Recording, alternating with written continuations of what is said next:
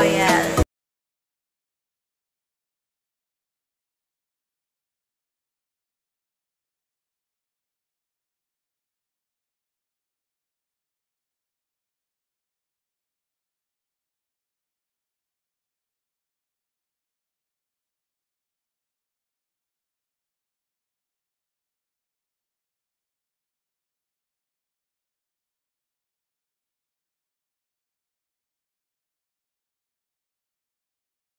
So, ayan guys, nakita nyo na kung gaano karami ang laman at kung ano yung mga laman ng ref ko. Ano lang karami. Ayan. Sana may nakuha kayong idea doon.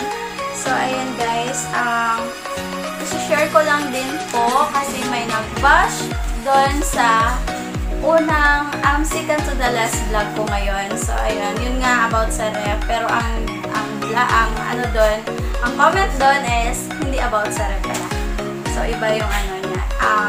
Okay, hindi ko galing magpatol ng basher. Pero, ano lang, share ko lang po sa inyo. Hindi po, ang binili ko po ng ref ko ay pintas ko po yung may kuros.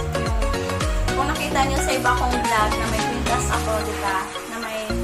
Na may cross yung pendant. So, yun po ang sinangla ko para lang makabili ng ref na kahit maliit man lang. Kasi maraming naghahanap kasi dito ng soft drinks or ice. Naghihinayang talaga ako, guys. So, sa akin, idea ko lang naman to. Pero hindi ko ina-expect na mababash ako dahil lang sa ref ngayon. So, ayan guys. Para sa basher ko, hi! Hello! Kumusta ka na? Ayun lang. So, ayan guys. May papakita lang ako sa inyo ang resibo na September 9 sa Palawan. Ayan. Which is 15,000 siya guys. Ito yung date na bumili ako. Sinangla ko yung kwintas ko. Tapos actually, bumili ako ng isang smartphone. Hindi ko lang siya na-vlog. Ay, ingay. Hindi ko lang siya na-vlog guys kasi sa kaka-excited ng anak ko